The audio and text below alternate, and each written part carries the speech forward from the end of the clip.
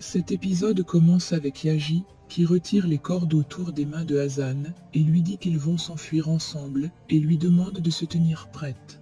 Azim ne veut rien dire à Gokhan sur l'état de la situation, et Essay lui dit que sa sœur a disparu, et la femme de maison Kerim est mêlée à cela, mais ils ne veulent rien lui dire de plus. Alors, Gokhan dit qu'il va appeler Yaji.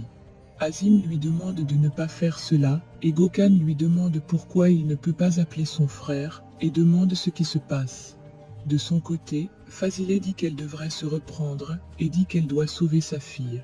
De son côté, Azim demande à son fils de ne pas insister, et Gokhan leur dit qu'il a perdu la tête, et dit qu'il va appeler Yaji. Sinan veut l'empêcher, et Azim lui demande de le laisser faire. De leur côté, Yaji et Hazan sont toujours en train de se faire enterrer par l'homme de main de Kerim, et Kerim se réveille enfin. Ils entendent le téléphone de Yaji sonner, et disent qu'ils doivent aller le détruire, car la police peut remonter jusqu'à eux grâce à ce téléphone. Kerim essaie de le suivre, mais est encore trop faible, et s'écroule à nouveau. Yaji demande à Hazan si elle est prête pour qu'il tente de s'évader, et elle lui demande ce qu'ils vont faire s'ils échouent. Yaji lui dit qu'il aura dans ce cas quelque chose à lui dire, et elle dit qu'elle a aussi quelque chose à lui dire. Ils essaient alors de se dégager de la fosse, et Yaji retire la terre sur Hazan pour qu'il puisse s'enfuir.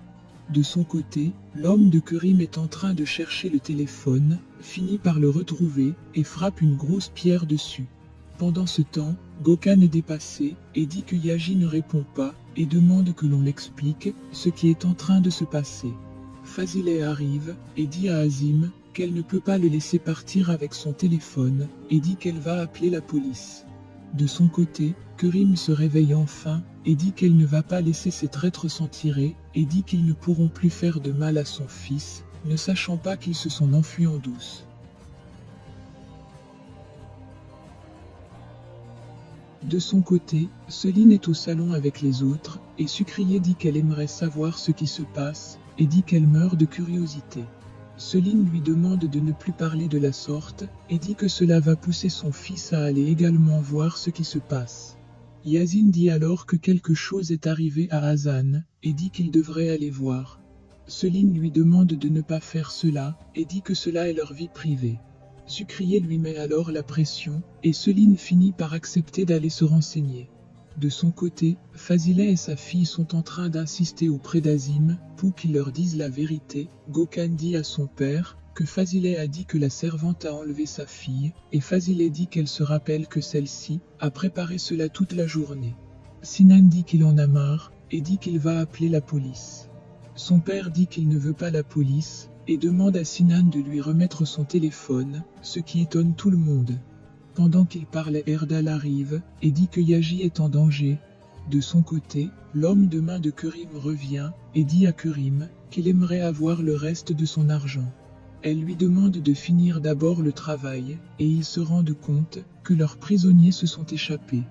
Kerim est folle de rage, et se met à appeler Hazan. De son côté, Hazan est en fuite avec Yaji, et se sont cachés derrière une tombe. De l'autre côté, Sinan dit à son père de faire quelque chose, et Azim demande à Erdal comment Yaji peut être en danger, et lui demande où il se trouve. Erdal leur dit qu'il a été localisé vers le cimetière de Bekoz, et dit qu'il est allé chercher Hazan. Entendant cela, Essay tombe dans les pommes, et Yazin la reconduit à la maison.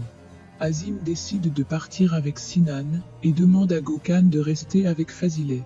Fazile se met à pleurer, et dit qu'elle ne peut pas rester là à attendre, et demande à Gokhan de faire venir la voiture.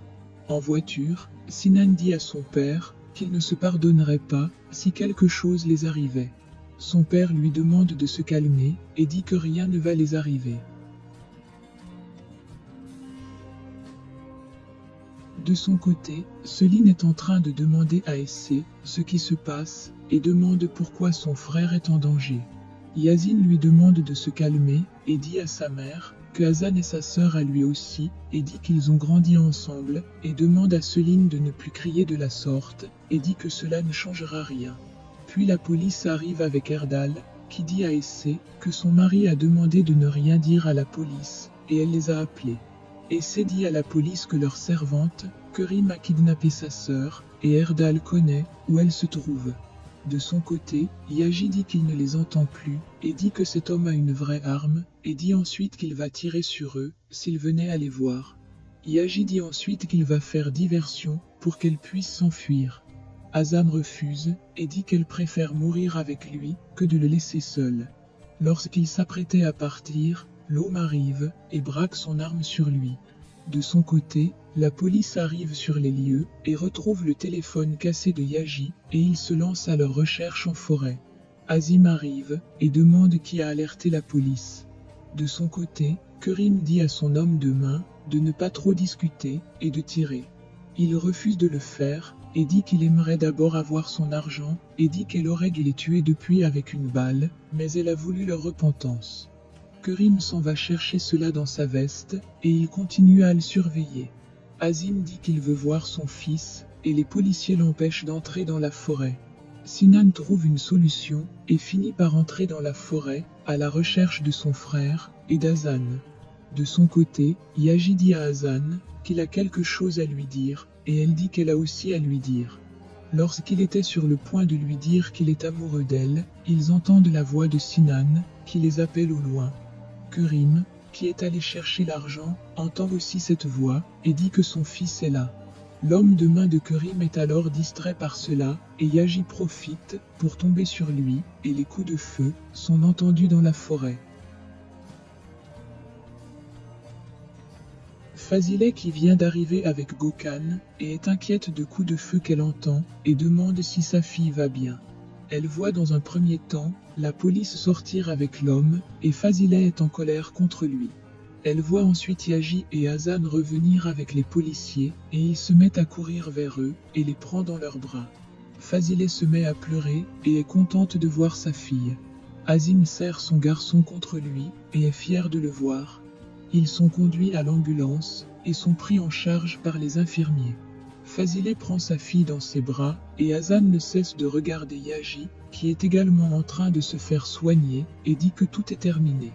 Kerim est encore en forêt, et est en train de les observer. Puis elle se tourne, et s'enfuit. À l'hôpital, un policier est en train d'interroger Hazan sur ce qui s'est passé, et aimerait savoir pourquoi Kerim a fait cela. Hazan lui dit qu'elle ne connaît pas cet homme, et dit que Kerim travaille comme servante chez sa sœur. Fazileh voulant dire pourquoi Kerim a fait cela, celle-ci l'empêche de le faire, et dit qu'elle n'a aucune idée des motivations de Kerim. De son côté, Yaji dit à la police que Kerim a toujours eu des mauvaises intentions envers sa famille, et dit qu'il ne sait pas ce qu'elle voulait à Hazan. Il dit ensuite qu'il sait une chose, c'est que cette femme n'est pas saine d'esprit, et est très dangereuse. De son côté, Fazileh dit à sa fille Essé d'aller demander au docteur de venir examiner sa sœur. Une fois Essé parti, Hazan dit à sa mère qu'elle sait ce qu'elle va dire, et dit qu'elle va garder le silence jusqu'à la fin, et dit qu'elle doit faire pareil. Elle dit qu'elle ne peut pas lui dire que la femme qui a essayé de le tuer est en réalité sa mère, et dit qu'il doit garder les bons souvenirs qu'il a avec sa mère, même si elle venait à le perdre plus tard. Alors, le médecin entre dans la salle, et Fazileh s'en va. De son côté, Gökhan demande à Erdal de trouver les hommes pour renforcer leur sécurité. De son côté, Azim demande à Yaji de passer la nuit à la résidence, et il dit qu'il va rentrer chez lui.